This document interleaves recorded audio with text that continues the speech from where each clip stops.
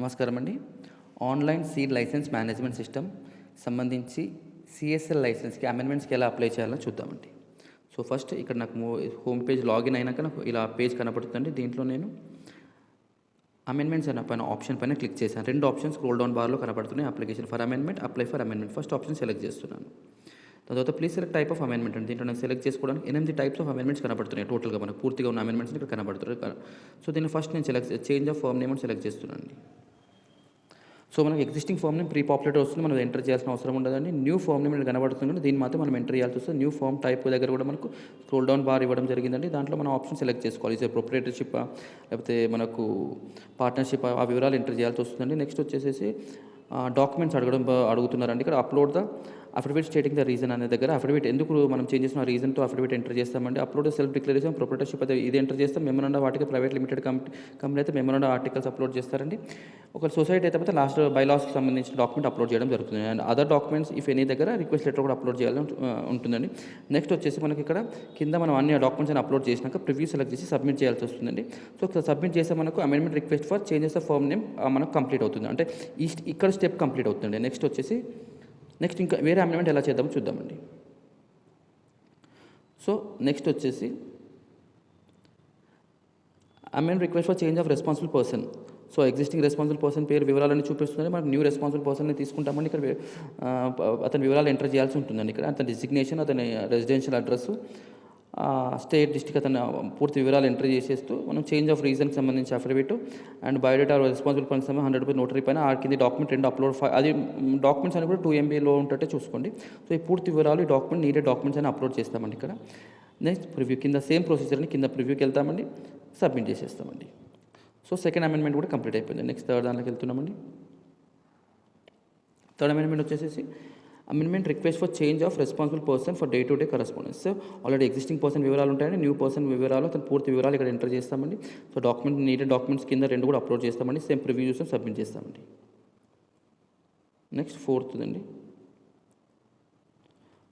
Request for inclusion of processing, packaging, storage and sale. వీటికి సంబంధించండి పూర్తి వివరాలు మనం ఇక్కడ ఎంటర్ చేయాల్సి ఉంటుందండి. సో, మనకి premises type processing, packaging, sale and storage 4 ఉన్నాయండి. ఇక్కడ మనం 4 సెలెక్ట్ చేసుకోవచ్చు. ఒకవేళ ఓన్లీ మనం ఇంక్లూజన్ ఆఫ్ ఓన్లీ ప్రాసెసింగ్ సంబంధించి ఉంటే ఓన్లీ ప్రాసెసింగ్ సెలెక్ట్ చేసుకోవచ్చు అండి. కాదు అంటే ఒకవేళ మొత్తం ప్యాకేజింగ్, సేల్, స్టోరేజ్ 4 ఉంటే 4 సెలెక్ట్ చేసుకోవచ్చు. 2 ఉంటే 2 సెలెక్ట్ చేసుకోవచ్చు. సో, మనం ఒక్కొక్క దానికి ఇండివిజువల్గా అప్లై చేయాల్సిన అవసరం లేదండి. మనకి ఎన్ని ఉంటే అన్ని అప్లై చేసుకోవచ్చు అండి. ఈ 4 ఒకటి ఉంటే ఒకటి సెలెక్ట్ చేసుకోండి. 2, 3 ఏ 4 ఉంటే 4 సెలెక్ట్ చేసుకోవచ్చు అండి. సో, దానికి సంబంధించి బట్ అన్నిటికి సంబంధించి ఒకటేసారి అడ్రస్ ప్రూఫ్ సేమ్ ఉంటే మాత్రమే ఈ ప్రొసీజర్లో మీరు వెళ్ళండి. ఒకవేళ అడ్రస్ ప్రిమిసెస్ అడ్రస్ డిఫరెంట్ ఉంటే ప్రాసెసింగ్ దానికి ఒకటి, సేల్ దానికి ఒక అడ్రస్ వేరే ఉంటే మాత్రం ఇండివిజువల్గా 2 సార్లు సెలెక్ట్ చేసుకోవాల్సిన పరిస్థితి ఉంటుంది అప్పుడు. అండ్ డాక్యుమెంట్ నీడెడ్ డాక్యుమెంట్స్ అని కింద ఇవ్వడం జరిగిందండి. అప్లోడ్ ద లీజ్ అగ్రిమెంట్, ఈ డాక్యుమెంట్ అప్లోడ్ చేయాల్సి వస్తుంది. నెక్స్ట్ వచ్చేసి విచ్ ఇస్ మ్యాండేటరీ. నెక్స్ట్ వచ్చేసి upload the copy of TSS certificate. ఇది ఎప్పుడు అప్లోడ్ చేస్తామంటే మనము ఎక్కడైతే మనం ప్రాసెసింగ్ సంబంధించి మనము డాక్యుమెంట్ అప్లోడ్ చేయాల్సి ఉంటుందండి వాటికి సంబంధించి ఇది అప్లోడ్ చేస్తామండి అప్పుడు.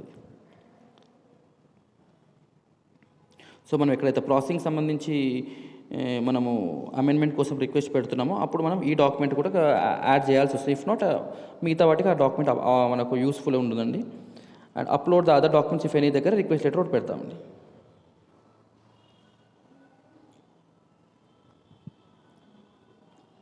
Next fifth option select చేస్తున్నాండి.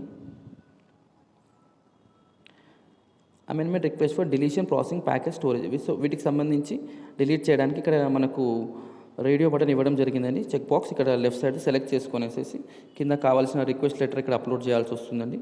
ఇక్కడ అప్లోడ్ చేసేసి సేమ్ ప్రివ్యూ అండ్ సబ్మిట్ చేయాల్సి వస్తుంది కింద మన డాక్యుమెంట్ని. సో, నెక్స్ట్ వచ్చేసి inclusion of seed varieties. So, వీటికి సంబంధించి ఇంక్లూజన్ ఆఫ్ సీడ్ వెరైటీకి సంబంధించి పూర్తి వివరాలు ఇక్కడ ఏమేమి కావాలో వివరాలను ఎంటర్ చేస్తామండి. దాని తర్వాత యాడ్ అనే గ్రీన్ కలర్ బటన్ ఇక్కడ కనబడుతుంది. దాన్ని మనం క్లిక్ చేయాల్సి ఉంటుందండి.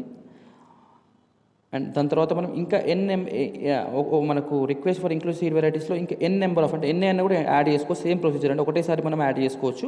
సో ఒక వన్ బై వన్ తర్వాత అన్ని వివరాలు ఎంటర్ చేసుకోవాలి. యాడ్ అనే బటన్ పైన క్లిక్ చేయాలి. మళ్ళీ వివరాలు ఎంటర్ యాడ్ అనే బటన్ క్లిక్ చేసుకోవాల్సి వస్తుంది.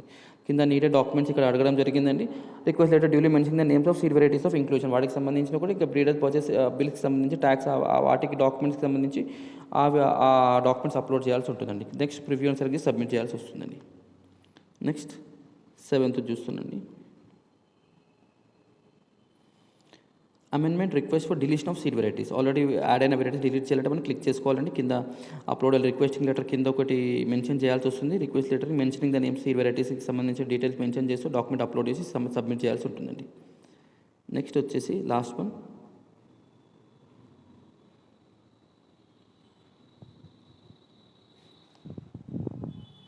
Amendment request for change of address, office address అండి. సో మనకు వచ్చేసి ఇక్కడ ఎంటర్ న్యూ ఆఫీస్ అడ్రస్, ఇక్కడ మన కొత్త ఆఫీస్ అడ్రస్ మాత్రమే మన వివరాలన్నీ క్లియర్గా ఎంటర్ చేయాల్సి వస్తుందండి. అప్లోడ్ ద రిక్వెస్ట్ లెటర్ ఒక అప్లోడ్ చేస్తామండి, లీజ్ అగ్రిమెంట్ అండి, ఇంకోటి upload other document if any. So ఈ 3కి సంబంధించి డాక్యుమెంట్స్ ఇక్కడ అప్లోడ్ చేసేసి కింద మనం సబ్మిట్ చేయాల్సి ఉంటుందండి. సో వన్స్ ఈ అమెండ్మెంట్కి సంబంధించి కంప్లీట్ చేసి నేను మళ్ళీ ఫస్ట్ ఆప్షన్ దగ్గరికి వెళ్తున్నానండి. అమెండ్మెంట్స్లో ఇప్పుడు 8లో మనం 8కి 8 సెలెక్ట్ మన అవసరం బట్టి 8 ఉంటే 8, 5 ఉంటే 5, 1, 2 ఎన్ని అమెండ్మెంట్స్ అన్నీ కంప్లీట్ చేసుకోవచ్చు. మనం అన్ని కంప్లీట్ చేసుకున్నాక మాత్రమే సెకండ్ స్టెప్కి రండి, అప్లై ఫర్ అమెండ్మెంట్స్కి. అండ్ అప్లై ఫర్ అమెండ్మెంట్స్ అనేది ఓన్లీ అమెండ్మెంట్స్ అన్ని ఫస్ట్ ప్రొసీజర్ మనం కంప్లీట్ చేసుకున్నాక మాత్రమే ఈ అప్లై ఫర్ అమెండ్మెంట్ అనేది సెకండ్ స్టెప్కి వస్తామండి. సో ఒకవేళ మనం ఇంతకుముందు చూసిన 8 అమెండ్మెంట్స్లో 5 కానీ 2 కానీ 1 కానీ ఎన్ని అమెండ్మెంట్స్ ఉంటే అన్నిటిది మనం ఆ వివరాలన్నీ ఎంట్రీ చేసి దాని తర్వాత అన్నిటికి సంబంధించి ఈ అప్లై ఫర్ అమెండ్మెంట్ అనే ఆప్షన్ని అమెండ్మెంట్స్లో అప్లై ఫర్ అమెండ్మెంట్ అనే ఆప్షన్ని ఒకేసారి క్లిక్ చేసుకోవాల్సి ఉంటుందండి. ఒకేసారి వివరాలన్నీ ఎంట్రీ చేయాల్సి ఉంటుంది ఇది.